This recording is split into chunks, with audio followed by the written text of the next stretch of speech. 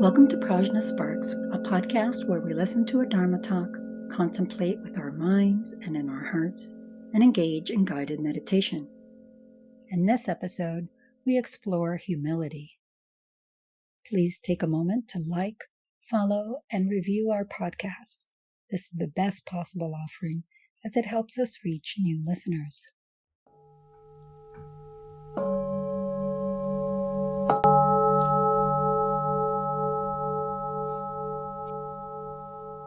This is not mine. This I am not. This is not myself. This is a refrain that the Buddha Shakyamuni uses in his discourses to give us a way to examine different aspects of our experience and investigate to what extent it is mine, me, myself. This is a very huge topic which refers to anatman, a Sanskrit word which means non-self, things that are not the self. The Buddha uses this in many different contexts, and it's actually a really useful tool to work with in the context of the different turbulent emotions that might take us over from time to time. We might be very full of ourselves because we've done very well at work or at school, or we might be very discouraged for the opposite reasons. But those experiences, which are so troubling in one way or another, are not mine. I am not that. They are not myself. This is a wonderfully useful practice, and it has wide-ranging scope. None of it works without humility. From the perspective of the Kagyu lineage of Tibetan Buddhism, humility is really vital from the very start of the path. Now, if we've been practicing for 20 years and we don't think we have much humility, it's not to say that those 20 years are wasted. The start is any moment you want to start. So today, this moment, is a moment where you can start on this path of incorporating humility into your practice. So what is humility? Why is it important? And what is humility not referring to? It's not referring to putting yourself down. It's not referring to seeing ourselves in a negative way or in some kind of servile way. It is referring to having the honesty and the clear sight to recognize that in comparison to all that we could be, given the true nature of our mind, all that the arhats, the bodhisattvas, the mahasiddhas, and the Buddhas have accomplished, we're not quite there yet. One way to think of humility does relate to a sense of how much more we could be, how much more others are showing us as role models, as examples of our own nature we could express without impediment. It's that recognition of being in a place where we have much we can receive, much we can learn, a great deal of space to extend ourselves. In Tibetan Buddhist texts, it's very common for authors who are extremely learned, extremely well regarded, realized masters to begin with a verse of praise or homage that highlights the much greater qualities of the Buddhas, the Bodhisattvas, their own teachers. This is often followed by a verse that expresses their intent in composing the text, which typically involves a statement something like, I don't really know a whole lot about this, but I am happy to share what I have for the sake of others. This is not a false modesty, pretending to believe yourself to be less than you are. or putting yourself down. It's the clear sight that happens when you see how much you can accomplish and have not yet been able to do so. That humility is what brings us to the ground. It takes us from very highfalutin, lofty ideas of ourselves and our lives and brings us down to the ground, our feet on the earth, walking right where we are, rather than taking up a pretense. This is not surprising if we consider this word humility, which of course is related to humble. It's also related to humus, the organic portion of soil, reflecting one of its root meanings of ground or earth. This is another one of the words that shares a root with Sanskrit, ksham, which also means earth, among other things associated with that meaning, such as to bear, to hold up, and so forth. This is a sense that humility is intended to bring up. This is the humility of earth. Earth does not rise up to be the sky, nor does it sink in shame in comparison to the sky. Similarly, the sky does not diminish itself, nor look down in disdain on the earth. They each hold their place as they are, with honor, integrity, and dignity. That is humility. It's very difficult to be all that our true nature is if we're not inhabiting our actual place. When we do, and we connect with the teachings of the Buddha, we often find awe. Oh my goodness, how incredible. What an achievement they've attained. How wonderful it would be to be in that place. This is a kind of reverence. Reverence is aimed at a being such as, for example, His Holiness Dalai Lama, who we may find awe-inspiring for his kindness, his simplicity, and his light heart, despite the many challenges that he and the Tibetan people face. The reverence is directed towards His Holiness Dalai Lama, for example, and the flip side of that reverence, the humility. Oh, I've not gotten to that level yet.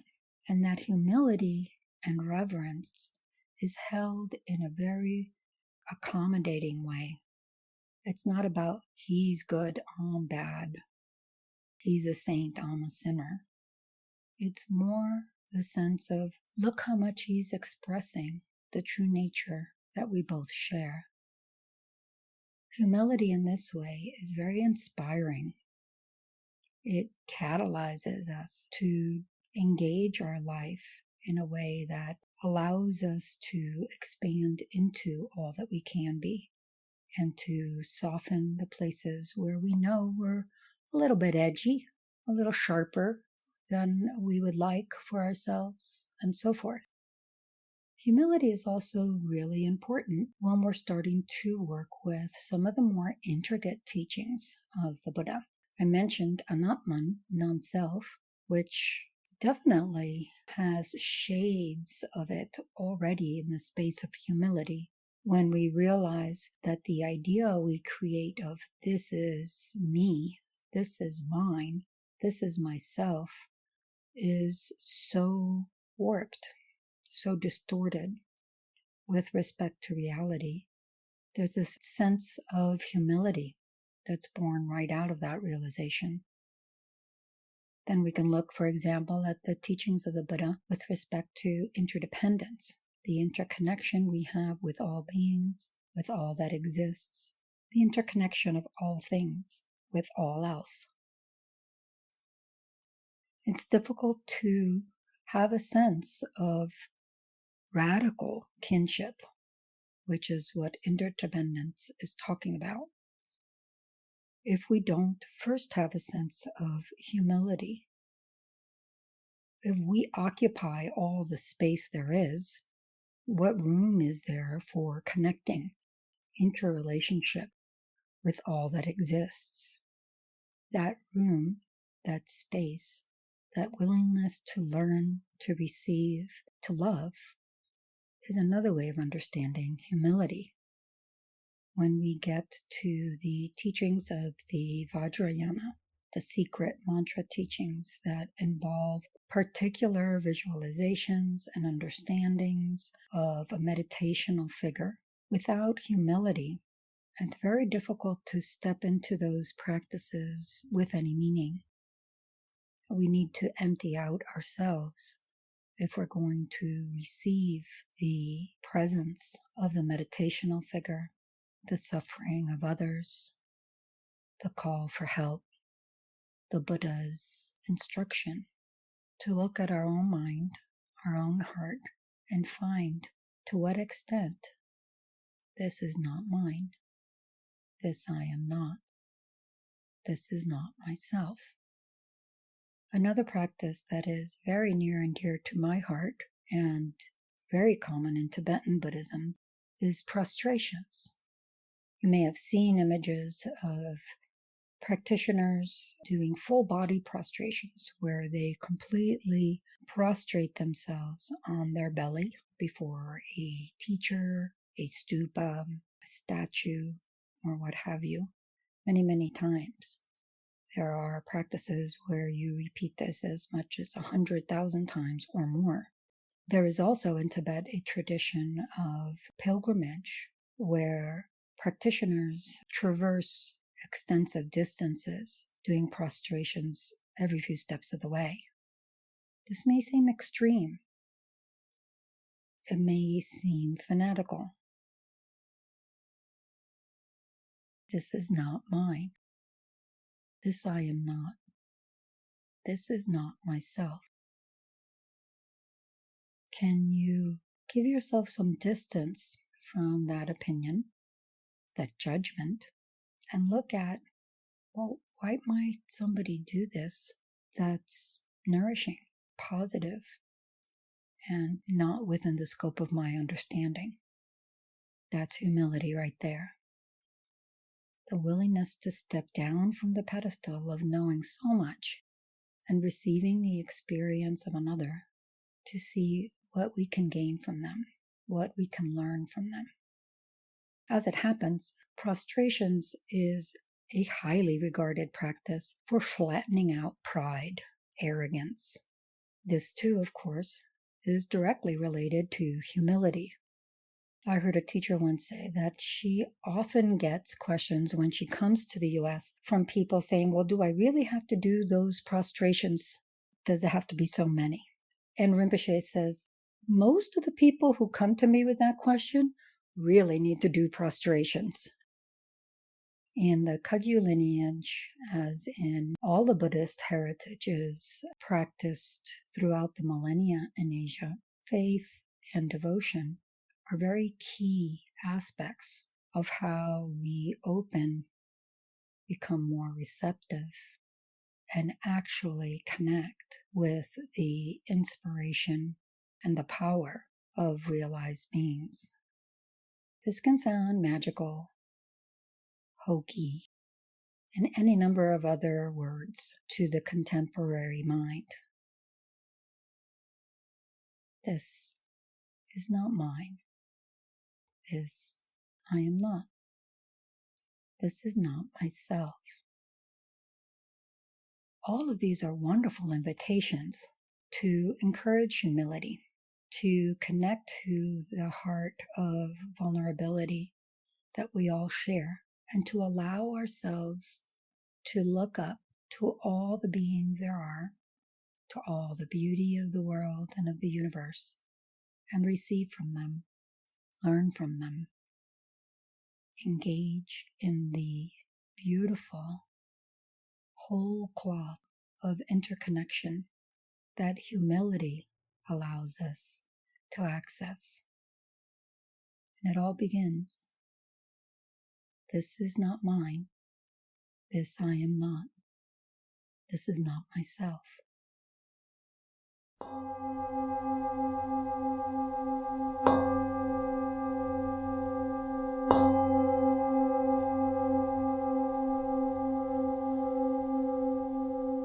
are some seeds for your contemplation over the coming week. Feel free to ask us any questions via email, Instagram, or Facebook. Links are in the episode notes. If you really get that the true nature of mind, any mind, every mind, is Buddha, awakened and enlightened, why wouldn't you prostrate to anything, everything that manifests that? Why wouldn't you want to see that everywhere you go? Now, there may be a lot of personal reasons, not just physical ones, but emotional ones, transgenerational ones, cultural ones, that impose an obstacle to prostrations, homage, chanting, or any other practice that makes us feel uncomfortable, puts us on the spot, hurts our pride. The discomfort that can accompany humility often brings great rewards when we work with it, instead of pushing it away and pushing away whatever has made us uncomfortable. We might, for example, look into where is that coming from? What is making me so rigid that I cannot bend? Literally, cannot bend. How might this impact my path? What does this inflexibility symbolize in other aspects of my life and my spiritual practice? All of these questions come about from a space of humility.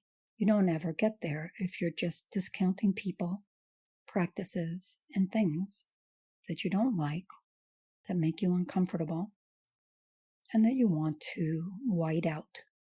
This very opposite of humility is hubris, the overweening arrogance that insists that we know better, that our take is right, that others, including the Buddha, our spiritual teachers, masters of other traditions, have nothing to teach us. Be sure to join us again on the quarter moon as we discuss listener questions about humility. And stay tuned now for a guided meditation with Lama Zopa. Shivnee is our Tibetan singing bowl artist. Please take a moment to like, follow, and review our podcast. This is the best possible offering as it helps us reach new listeners. Thank you so much. It means a lot to us. If you have any questions, contact us via email, Instagram, or Facebook. Check the episode notes for those links and for more resources on today's topic. Visit us on the web at PRAJNAFire.com or follow us on Instagram and Facebook at PRAJNA SPARKS. Thank you for listening. May all beings benefit. Hello, friends. Welcome to the meditation on humility. To begin with, let's just take our seat. Really feel the cushion or the ground, or whatever is beneath you.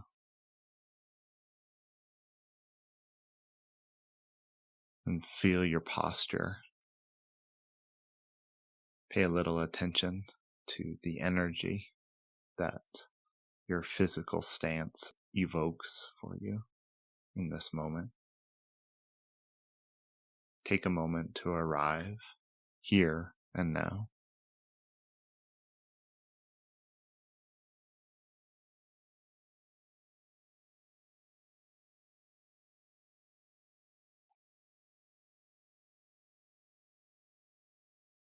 So as we're looking with the space of humility, where we are not so compulsively, obsessively focused on this small, tight, limiting concept that we call myself, and instead are more open to the everyday wonder that surrounds us, that we are an integral part of. What an amazing space to be in. What an amazing thing to cultivate in our lives. We're going to work with that a little bit today. Humility allows us to engage with our immediate experience in this moment. It helps us release the pressure of perfectionism.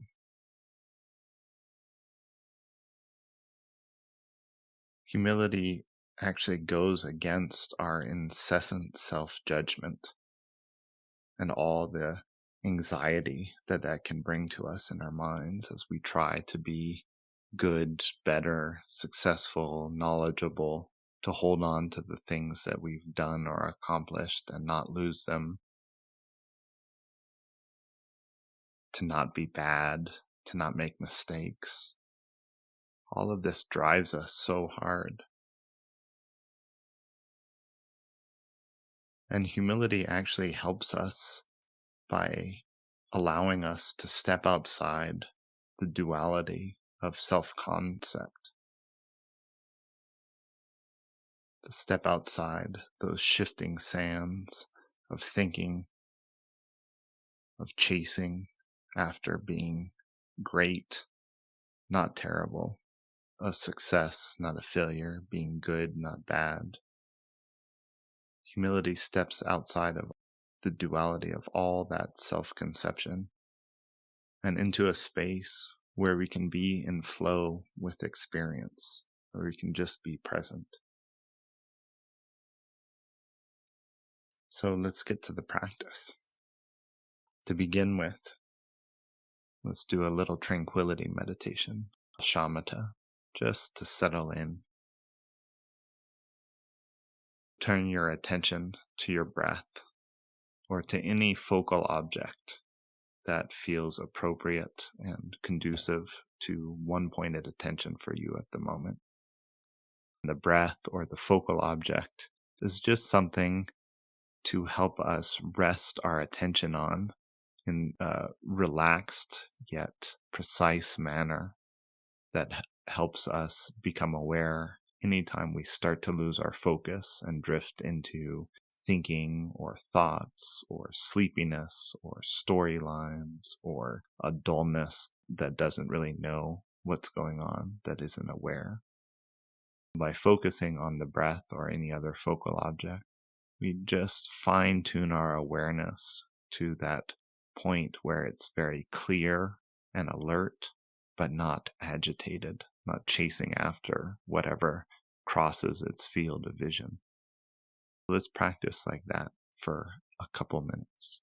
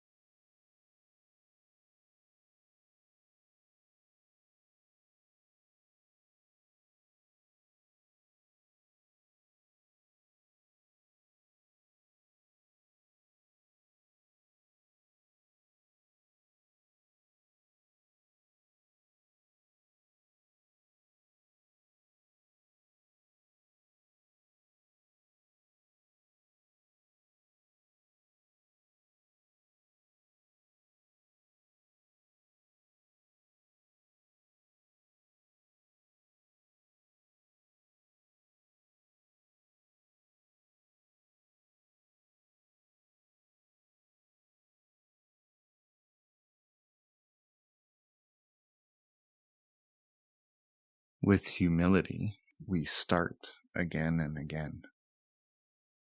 So practice being at the beginning, not knowing, letting go of our ideas of ourselves as a meditator or as a neophyte, someone who can't meditate, someone who has to get this right, or whatever other ideas and self-concepts around this meditation session in particular, this moment that we might have going on.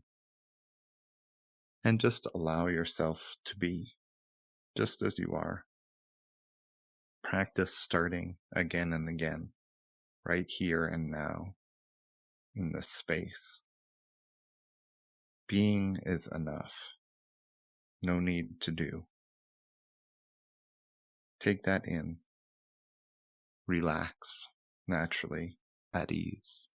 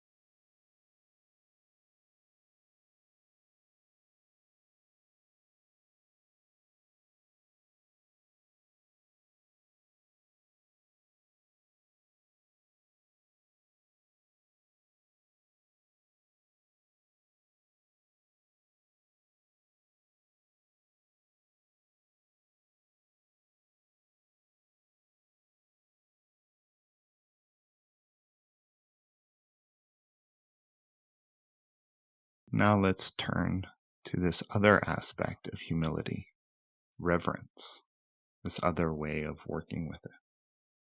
Bring to mind the Buddha. Bring to mind all the lineage masters and practitioners who have perfected this being at ease with themselves and the world, with reality, and with however things may appear. How amazing. They went from a state of confusion, a state of tight, rigid self-concept, and all the struggle to make things just right, a state we perhaps can recognize in ourselves. They went from that state of confusion, of ceaseless, endless striving, and went on to discover for themselves, in themselves, the abiding nature, wise and free, unassailable by any circumstance or happening.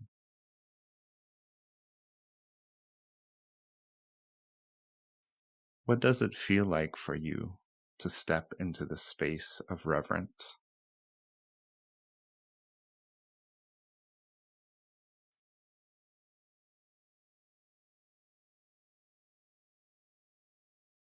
If you are there, rest in it. Take it in.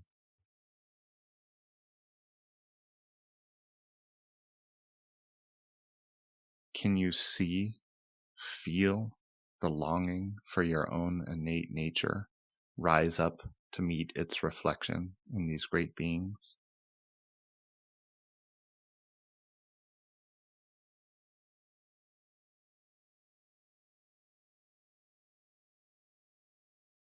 And if you're not feeling the reverence, if there are blocks or hindrances or anger or frustration or boredom or doubt or anything of that sort coming up for you,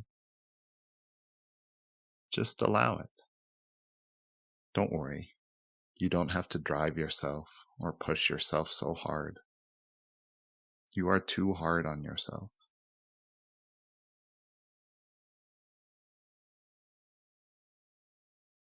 Give yourself some kind attention and some space to just be. Just take this moment to just be.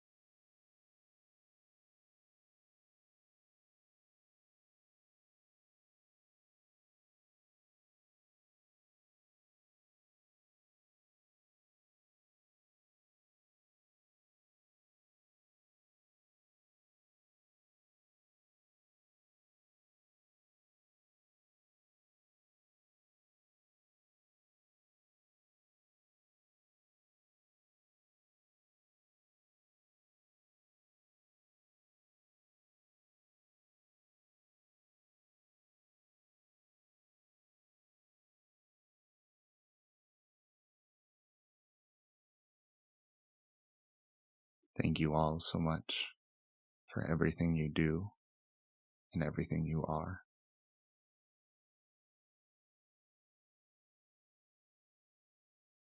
Let's close by sharing whatever goodness, whatever merit has come from this practice with all beings, ourselves included, so that all beings may achieve that abiding nature, wise and free, that we are all so desperately seeking, and which is our very nature.